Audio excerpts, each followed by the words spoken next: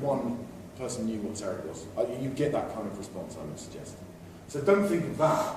Think about one visit dentistry, because that's what it offers patients. They don't have to come back 2 weeks later for the crown. So start thinking like a journalist, and also how you can help them. And by doing all this, you're helping them. You're making their life easier. So, as I said, I want you to go away with kind of practical tips.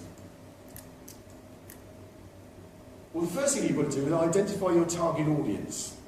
I was having this discussion last night with someone at the gala dinner, actually, is try and work out exactly who it is you want to appeal to. Even in an ideal world, if you've got a patient in mind, I always say that you should think of a particular patient who's already at the practice. If you can have another 500 of them, you know, who is that patient?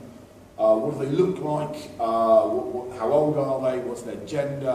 Where do they eat, drink, sleep? What do they read? And start putting yourself in their mind, because you want to find out. So that's the first job you need to do. And then, with that knowledge, you can then identify the right media to use.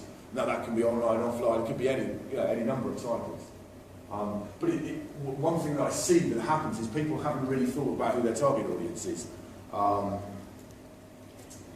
Identify the correct contacts. Now, for instance, we're talking about the print media.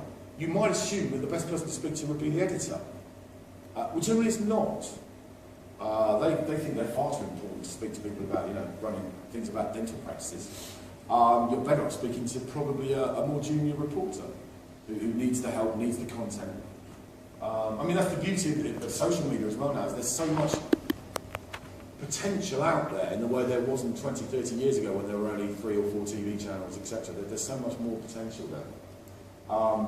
As I said, start getting to that mindset. How can you help them? If you start thinking like that, it will be to your benefit in the long run. Position yourself as an expert. So yeah, ring that radio station, speak to that local media.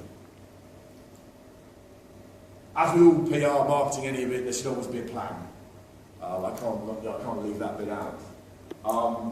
I thought what I'd also do is give you a couple of quick tips on if you do any. I mean, has anyone here done any advertising?